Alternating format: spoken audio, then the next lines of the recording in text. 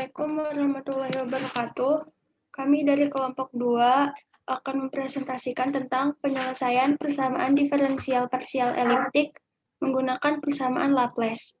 Adapun anggota kami yaitu Eka Pramana Bukit, M. Ihsan Mulia Putra Nur, Namira Yolanda, Sandri Ufairah, dan Wulan Herunisa. Berikut poin-poin yang akan kami sampaikan yaitu pendahuluan, tinjauan pustaka, metode, hasil dan pembahasan, dan penutup. Pendahuluan. Dalam kehidupan sehari-hari, kebanyakan permasalahan dalam ilmu pengetahuan dapat dipresentasikan dalam bentuk persamaan diferensial parsial. Persamaan diferensial tersebut adalah laju perubahan terhadap dua atau lebih variabel bebas yang biasanya adalah waktu dan jarak. Persamaan diferensial parsial eliptik adalah persamaan yang berhubungan dengan masalah kesetimbangan atau tidak bergantung pada waktu dan penyelesaiannya. Tujuannya adalah untuk mengetahui hasil plot dan mesh pada kasus dan untuk mengetahui perbandingan hasil plot dan mesh.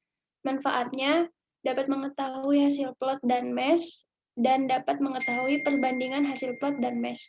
Selanjutnya akan disampaikan oleh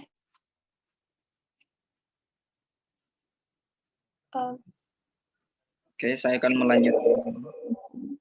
Untuk tinjauan pustaka, persamaan diferensial dapat dibedakan menjadi dua macam, yang tergantung pada jumlah variabel bebas. Apabila persamaan tersebut mengandung hanya satu variabel bebas, persamaan disebut dengan persamaan diferensial bebas. Dan jika mengandung lebih dari satu variabel bebas disebut persamaan diferensial biasa.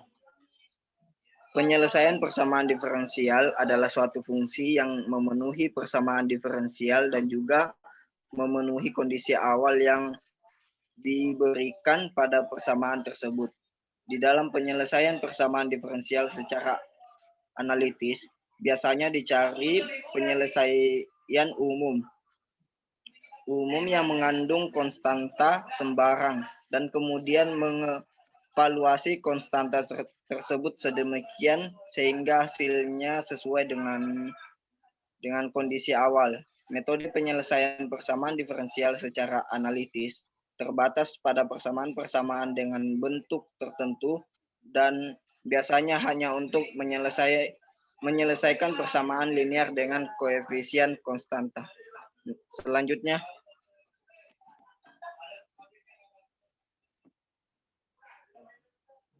sini ada kasus pecahan PDP eliptik berikut. Do pangkat 2 U per do X pangkat 2 tambah do pangkat 2 per do Y pangkat 2 sama dengan 4. 0 lebih kecil daripada X, 0 lebih kecil X lebih kecil 1, 0 lebih kecil Y lebih kecil 2. Dengan kondisi U, X, 0 sama dengan X pangkat 2. U, X, 2 sama dengan X kurang 2 pangkat 2. 0 lebih kecil sama dengan X lebih kecil sama dengan 1. U sama dengan 0, Y sama dengan Y pangkat 2. U 1, Y sama dengan Y kurang 1 pangkat 2. 0 lebih kecil daripada Y lebih kecil daripada 2. Jika delta X sama dengan 0,25 dan delta Y sama dengan 0,5, bandingkan hasilnya dengan solusi analitik U, X, Y sama dengan X kurang Y pangkat 2. Selanjutnya algoritma 1. Dimulai program. 2. Dimasukkan nilai X, Y, DX, DY, alpha, lam, Imax. 3. Dideklarasikan NX, NY. 4. Dibentuk tempat untuk matriks. 5. Dilakukan perulangan untuk nilai awal dan syarat batas. 6. Dilakukan perulangan untuk Gauss-Seidel yang didiskrit dengan rumus yang sudah ada. 7. Dimunculkan hasil mesh. 8. Selesai. Dan untuk selanjutnya bisa dijelaskan.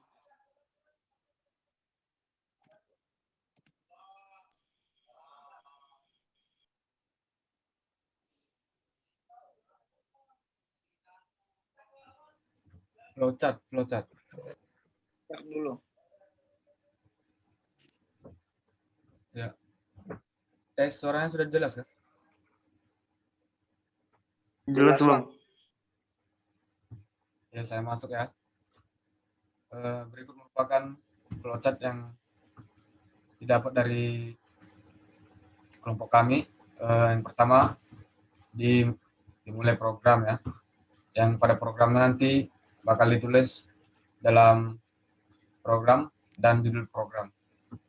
Kemudian yang kedua, masuk ke dalam tahap input, yaitu memasukkan nilai dari X, Y, DX, DY, alpha, lambda, dan Imax. Yang kedua masih ke dalam tahap input, yaitu dimasukkan nilai dari NX dan NY. Yang ketiga, masuk ke dalam tahap proses. Dalam tahap proses terdapat pembuatan matriks, kemudian dilanjutkan dengan pengulangan atau looping untuk nilai awal dan set batas. Kemudian dilanjutkan lagi dengan pengulangan untuk Gauss Seidel yang dideskripsi dengan rumus berikut, yaitu UIJ sama dengan 1/2 plus alpha kuadrat UI1 kurang J kurang UI1 kurang J plus alpha kuadrat UI1 plus J plus UI kurang 1 kurang J. Kemudian masuk ke dalam tahap output, di mana berupa plot dan mesh. Kemudian selesai. Lanjut. Masuk ke dalam script.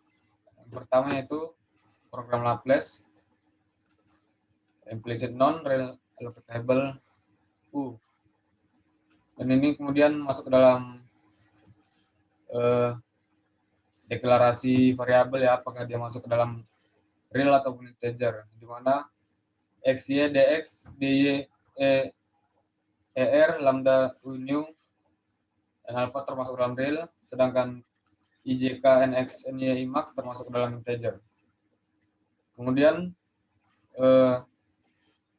dibuka file yang sudah dibuat yang bernama uxy txt dengan status unknown.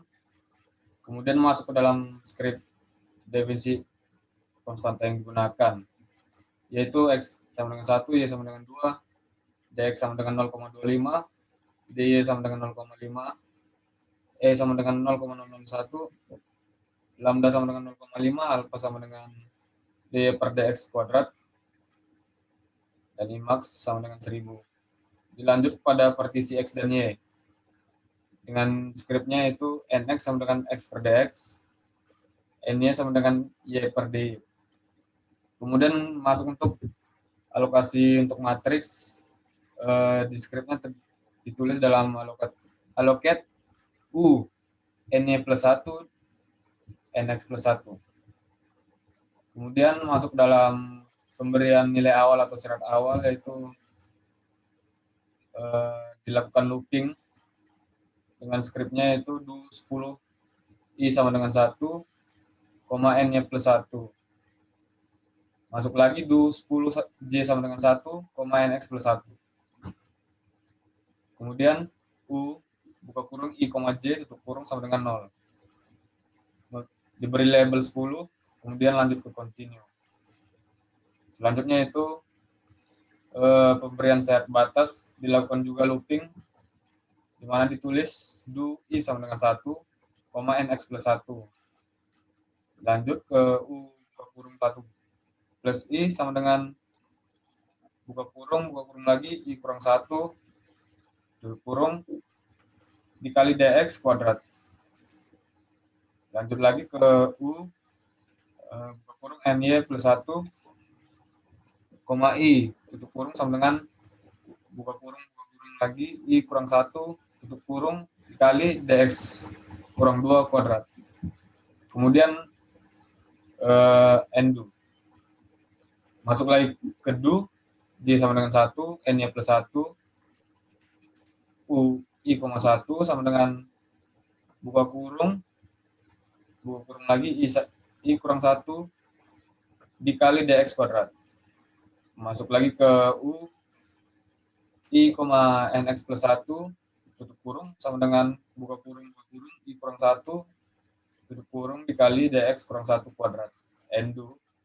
Kemudian masuk ke dalam perhitungan Gauss-Seidel, ditulis dalam du k sama dengan 1, i max, er sama dengan 0 di mana digunakan dalam melakukan looping untuk menentukan errornya. Kemudian masuk ke du 30 i sama dengan 2, ny, masuk lagi ke du 30 j sama dengan 2, nx. Lanjut. Masuk ke u-new, yang mana merupakan diskritisasi yang tadi, dengan rumus yaitu buka kurung 1, buka kurung lagi 2 kali buka kurung 1 plus alfa tutup kurung sama 3 kali dikali dengan buka kurung u buka kurung i plus 1, j tutup kurung plus u buka kurung i kurang 1, j. Kemudian ditutup kurung lagi ditambah dengan alfa dikali buka kurung u buka kurung i, j plus 1. Dan kemudian ditambah lagi dengan u buka kurung i, j kurang 1 kemudian tutup kurung 3 kali dilanjut dengan u-new sama dengan lambda dikali u-new plus buka kurung 1 kurang lambda tutup kurung dikali u buka kurung i, j. Dilanjut lagi r sama dengan r plus abs buka kurung 2 kali u-new dikurang u buka kurung i, j tutup kurung 2 kali dibagi dengan u-new tutup kurung dikali 100. Lanjut lagi untuk u buka kurung i, j tutup kurung sama dengan u-new pemberian label 30, kemudian continue. Masuk lagi untuk error, r sama dengan r buka kurung 2 kali r sama dengan r dibagi buka kurung 2 kali nx kurang 1 tutup kurung dikali dengan n-nya kurang 1 ditutup kurung 2 kali. Masuk lagi ke if dibuka kurung r titik lt titik e sama dengan tutup kurung exit. Kemudian n-du i sama dengan 1, n-nya plus 1 kemudian write 1, bintang tutup kurung kemudian buka kurung lagi u buka kurung i, j tutup kurung j sama dengan 1, nx plus 1 tutup kurung n-du kemudian du lagi i sama dengan 1, nx plus 1 write buka kurung label 2, bintang tutup kurung buka kurung i kurang 1 tutup kurung dikali dx. n-du kemudian masuk lagi ke du i sama dengan 1 plus 1, n-nya plus 1 kemudian write pemberian label 3, bintang tutup kurung buka kurung i kurang 1 dikali di. n-du kemudian ditutup program dengan end program Laplace. Selanjutnya dilanjutkan oleh rekan saya. Terima kasih.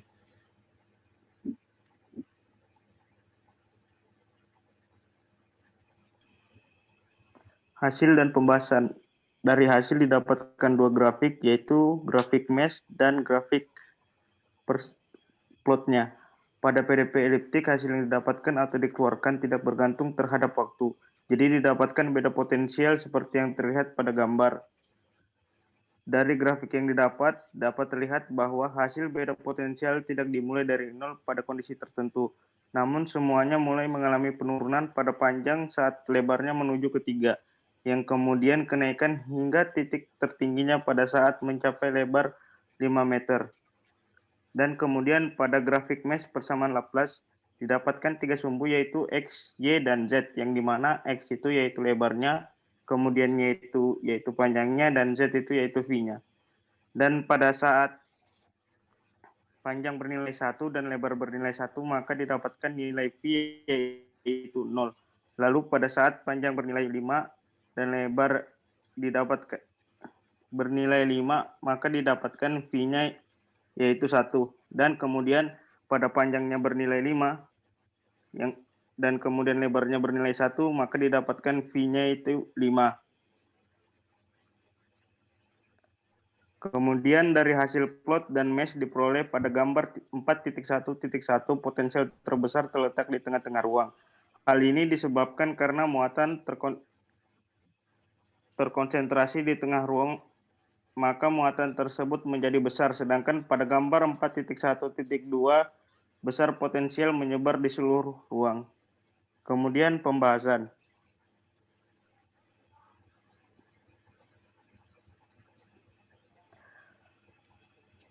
Pembahasan pada hasil yang diperlihatkan perubahan muatan-muatan elektron dengan cara 3D yang dapat melihat perubahan tersebut secara jelas.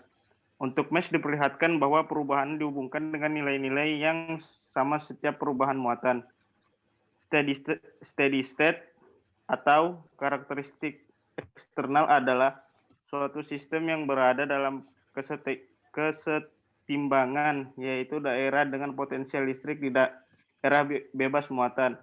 Dan pada persamaan Laplace, tidak ada perubahan terhadap waktu dan dapat diartikan bahwa temperatur di sepanjang benda tidak mengalami perubahan sepanjang waktu. Namun, untuk mendapatkan solusi persamaan Laplace agar dapat mengetahui temperatur di sepanjang benda ditampilkan dengan grafik mesh. Kemudian akan dilanjutkan dengan rekan saya yaitu Namira.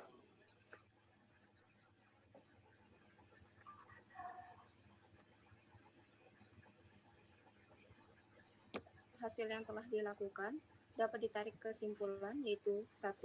Berdasarkan hasil plot dan mesh, diperoleh bahwa pada gambar 4.1.1 potensial terbesar terletak di tengah-tengah ruang.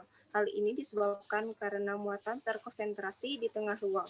Maka muatan tersebut menjadi besar, sedangkan pada gambar 4.1.2 besaran potensial menyebar di seluruh ruang. Untuk yang kedua, berdasarkan hasil perbandingan antara plot dan mesh, yaitu grafik dapat dilihat bahwa waktu yang dibutuhkan adalah sama. Sedangkan panas yang menyebar ke segala arah tanpa pengaruh waktu, data hasil perhitungan tersebut diimplementasikan dalam bentuk grafik 3 dimensi dan grafik mesh. Grafik 3 dimensi dibuat untuk memodelkan hasil data dari perhitungan fungsi gelombang sinus.